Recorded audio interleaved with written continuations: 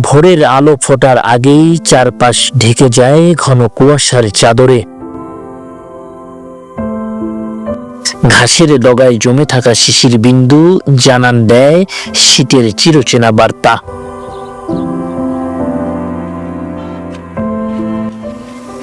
কুড়িগ্রামের ফসলের মাঠ জুড়ে এখন হলদে সরিষা ফুলের সমারোহ।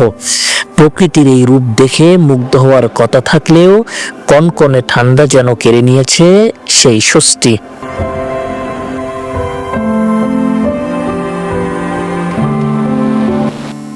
গত কয়েকদিন ধরে এই জেলার তাপমাত্রা 10 থেকে 8 ডিগ্রি সেলসিয়াসের নিচে ওঠানামা করছে।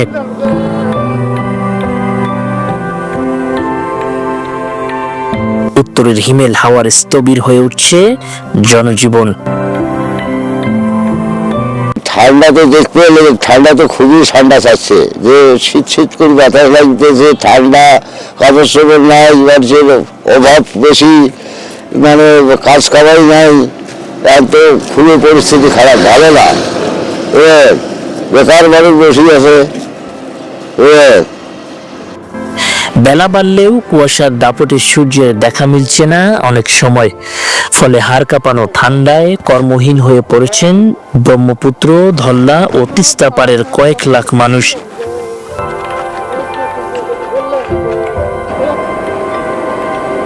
গরম নাই, ঠান্ডাতে কাপড় চোপড় নাই, কি অবস্থা চলি, গরিব মানুষ কি করবো? ঠান্ডা অতিরিক্ত ঠান্ডা ভাত থাকি, ভাত বার করা যায় না ঠান্ডা ছাড়া। এত কুয়াশা পড়ছি, কি পড়ছি, কি চলছি, ঠান্ডা বাতাস।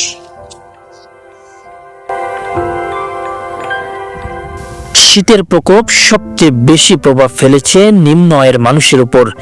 রিক্সা চালক, ভ্যান চালক ও দিনমজুররা ভোরে কাজে বের হতে পারছেন না প্রতিদিনকার মতো।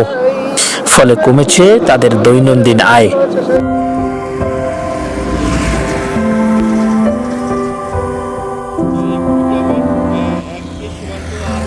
অন্যদিকে কুয়াশার কারণে নৌপথ ও সড়ক পথেও যান চলাচলে বিঘ্ন ঘটছে।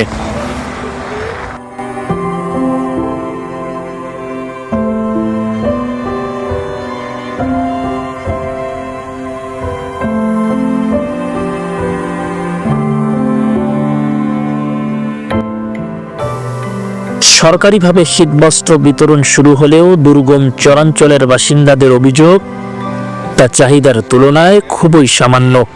হাড় কাঁপানো এই শীতে এক টুকরো গরম কাপড়ের জন্য অপেক্ষায় আছেন হাজারো অসহায় মানুষ।